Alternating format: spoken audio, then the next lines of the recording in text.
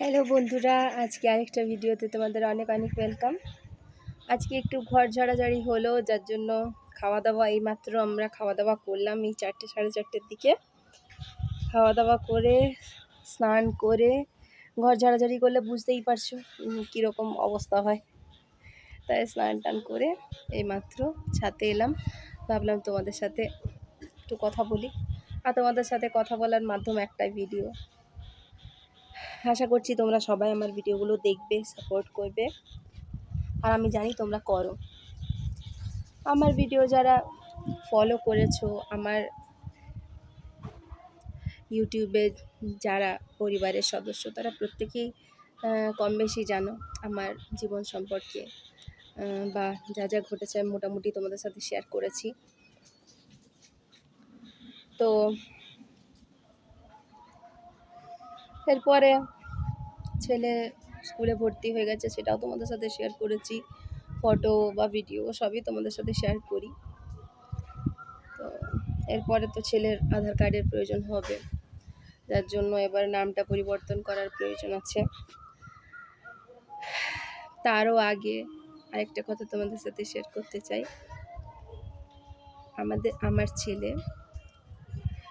আমার ছেলে নিজেই চায় না যে ওই মানুষটার নাম তার সাথে জড়িয়ে থাকুক। মানে তোমরা বুঝতেই পারছো যে একটা বাচ্চা, মানে যখন আমি ওকে নিয়ে আসি তখন ওর বয়স ছিল 6 মাস। আজ ওর 6 বছর 3 মাস চলছে বয়স।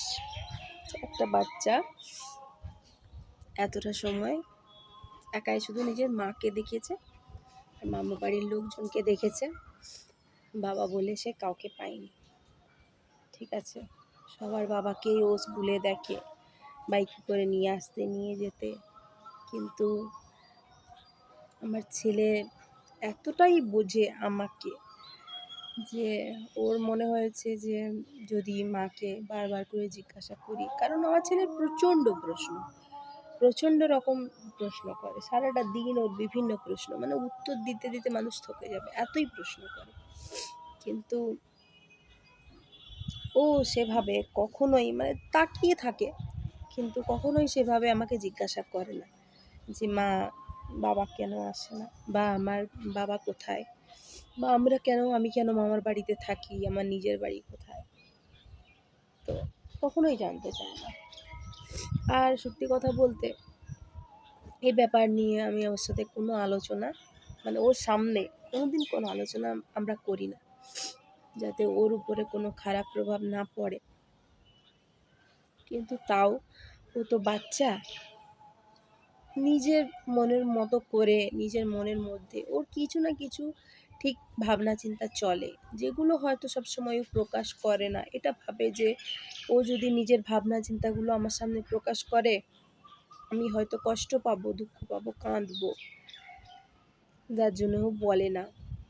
কিন্তু তার মানে এটা নয়, কারণ আমার ছেলেকে তো আমি খুব ভালো করে চিনি, যে ছেলের মাথায় দিনরাত এত প্রশ্ন, সে তার বাবা সম্পর্কে কোনো প্রশ্ন নেই তার মনে, বা তার মাথায় কিছু ঘোরে না, এটা হতে পারে না। কিন্তু ও কোনোদিনও আমাকে জিজ্ঞাসা করে না। আর একটা কথা তো তোমাদেরকে বলাই হয়নি, এই কিছু মাস আগে চেষ্টা করেছিলাম আবার নতুন করে, যদি সেই মানুষটা নিজের ভুলটা বুঝতে পারে, যদি ওর অনুশোচনা হয়েছে, যদি ও নিজের থেকে কন্ট্যাক্ট করতে পারছে না লজ্জায়, যার জন্য আমি নিজে থেকে, এত কিছু হওয়ার পরও আমি নিজে থেকে কন্ট্যাক্ট করলাম ছেলেটার জন্য, কিন্তু ওর মধ্যে এখনো কোনো পরিবর্তন নেই। এখনো পর্যন্ত ওর সেই একই কথা, একই ধারণা রয়ে গেছে। এমনকি আমার ছেলেটার সাথে কয়েকদিন কথা বলে তাকে, মানে আমাদের বিয়ের সমস্ত ছবি, সমস্ত কিছু ওকে বুঝিয়ে ডিটেলসে ওর সাথে কথা বলে ওকে বিশ্বাস করালো যে ওর বাবা। তারপরে একদিন হঠাৎ করে কথা বলা বন্ধ করে দিল। ঠিক আছে, একদিন হঠাৎ করে কথা বলা বন্ধ করে দিল। তখন আমি জিজ্ঞাসা করলাম যে তুমি এরকম কেন করলে, ছেলেটার সাথে তুমি এরকম কেন করলে? তখন ওই মানুষটাকে বারবার ফোন করার পরও যখন একবার ফোন রিসিভ করলো, তারপর আমি তখন বললাম যে কেন তুমি আমার ছেলেটার সাথে এরকম করছো? তখন ও কি বলল, তোমরা মানে শুনলে পরে তোমাদের নিজেদের মনে হবে যে পৃথিবীতে এরকম বাবাও তাহলে থাকে। আমার এটা জিজ্ঞাসা করার পর ও উত্তর দিল যে তুমি আমার সাথে যেরকম আচরণ করেছো তার প্রতিশোধ আমি ছেলের উপরে তুললাম। হ্যাঁ, ঠিক শুনছো তোমরা। একজন বাবা ওইটুকু একটা বাচ্চার ওপর, যাকে 6 মাস নিয়ে আমি অত্যাচার সহ্য না করতে পেরে চলে এসেছিলাম, সমস্ত কষ্ট জ্বালা যন্ত্রণা থেকে ছেলেকে বাঁচাবো বলে, মনের মতো করে মানুষ করব বলে, নিজে বাঁচবো বলে, যাকে কোনোদিন এতটুকু আমি কষ্ট পেতে দিইনি, যাকে কোর্টে আমি নিয়ে যাব না বলে ওই জানোয়ারটাকে এত সহজে আমি মুক্তি দিয়েছিলাম, সেই সেই ছেলেটাকে আমার ওই শয়তানটা কষ্ট দিল। তারপর থেকে প্রায় রোজই কি বলবো, যখনই ফোন বাজতো তখনই বলতো, মাম্মা বাবা ফোন করেছে, মাম্মা বাবা ফোন করেছে। এই যে প্রশ্ন, এটা আমাকে যে ঠিক কতটা যন্ত্রণা দিয়েছে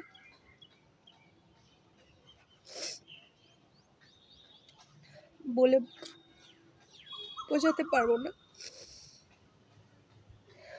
আর আমি কোনোদিনও ওই অমানুষটাকে ক্ষমাও করতে পারবো না।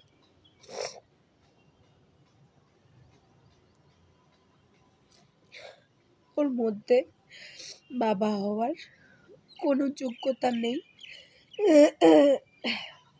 একটা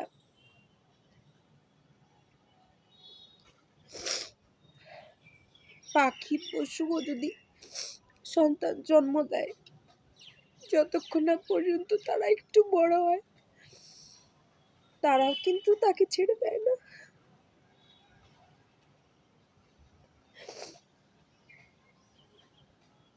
ঘেন্না করি আমি ওই মানুষটাকে, ঘেন্না করি।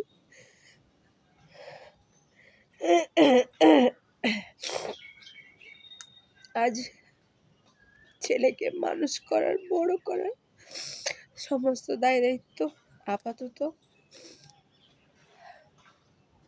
আমার বাবা, আমার ভাই বহন করে চলেছে বেশিরভাগ। আমি তো এখন সেরকম কিছু রোজগার করি না, কয়েকটা টিউশন করি মাত্র। কিন্তু হ্যাঁ, আমি ভেবেছি সোশ্যাল মিডিয়ার অনেক বড় প্ল্যাটফর্ম, এর মাধ্যমে আমি ঠিক উঠে দাঁড়াবো, নিজেকে প্রমাণ করব, আর নিজের ছেলেকে আমি মনের মতো করে মানুষ করব। আমার কারোর সাহায্য লাগবে না। আমাকে আমার রিলেটিভরা অনেকেই বলেছিল ডিভোর্স দেওয়ার জন্য, কিছু ডিমান্ড করতে, যে শুধু শুধু যেন আমি ডিভোর্সটা না দিই, ওটা তো আমার অধিকার, আমার তো ডিমান্ড করা উচিত। আমার জীবনটা পুরো বরবাদ, প্লাস একটা ছোট বাচ্চা, তার সমস্ত খরচা তো তার বাবারই দেওয়ার কথা। কিন্তু যে মানুষটা আমাকে পরিষ্কারভাবে জানিয়ে দিয়েছিল যে আমার আর আমার সন্তানের নাকি তার কোনো জিনিসের উপর কোনো অধিকার নেই, কে সে কিছুই দিতে চায় না। দাবি করলে আমি নিশ্চয়ই পেতাম, আইন আমাকে সেটা ঠিক পাইয়ে দিত। কিন্তু সত্যি কথা বলতে, বিশ্বাস করো বন্ধুরা, আমার রুচি হয়নি, আমার একটুও রুচি হয়নি ওই মানুষের মানুষ কেন বলছি, ওই অমানুষটার কাছ থেকে কিছু নিতে। যত কষ্ট হোক, যত কিছু করতে হোক, আমি করব। আমি করব আমার সন্তানের জন্য, সব করব আমি। ওকে আমি মানুষ করব, ওকে আমি একাই মানুষ করব, ওকে আমি একাই বড় করব। আজ আমি এই সিদ্ধান্তটা নিতে বাধ্য হয়েছি, অনেক কিছু দেখে, অনেক অপেক্ষা করে। সত্যি কথা বলতে আজ অনেক দিন পর আমার চোখে জল এলো। আর চোখের জল ফেলি না, তার কারণ হচ্ছে চোখের জল মানুষকে দুর্বল করে, কিন্তু আমিও তো রক্ত মাংসের মানুষ। কখনো কখনো আবেগ ধরে রাখতে পারি না, এসব কথা বলতে গেলে চোখে জল চলেই আসে। যাই হোক, এখন আমি অনেকটা ঠিক আছি। তোমাদের সাহায্যে আমি আবার উঠে দাঁড়ানোর চেষ্টা করছি, নিজের একটা পরিচয় বানানোর চেষ্টা করছি। আমি জানি তোমরা আমার পাশে থাকবে, আমার ছেলেকে বড় করতে আমাকে সাহায্য করবে, আমার পাশে দাঁড়াবে। এখন জানো তো বন্ধুরা, অনেক অপরিচিত মানুষও কিন্তু এখন এইরকম নিজের মানুষের থেকে অনেক ভালো, অনেক ভালো, যারা কষ্ট বোঝে। হয়তো এমনও হতে পারে যে আমার এই ভিডিওটা দেখে অনেকেরই চোখে জল আসবে, কিন্তু ওই মানুষটার চোখে আমার জন্য, আমার সন্তানের জন্য নিজের রক্ত,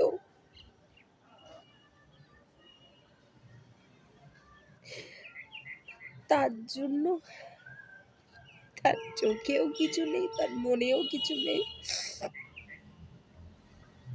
শুনছিলাম ওর মা বাবা নাকি পাত্রী দেখে বেড়াচ্ছে, নতুন করে বিয়ে দেবে, সংসার করবে। করুক, তবে এই ধরনের মানুষেরা কোনোদিন কারোর সাথে সুখে থাকতে পারে না, আর কোনো মেয়েকে তারা সুখী রাখতে পারে না, কারণ তারা সম্মান দিতেই জানে না। একজন মেয়ে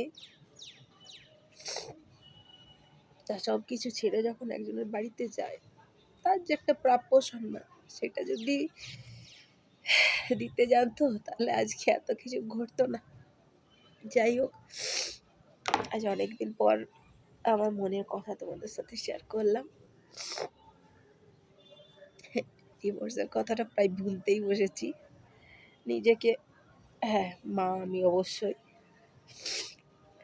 কিন্তু নিজেকে আর বিবাহিত বলে মনে হয় না। বিবাহিত জীবন কি সেভাবে বুঝতেই পারলাম না কখনো, অশান্তি ঝামেলাতেই এতগুলো বছর পার হয়ে গেল।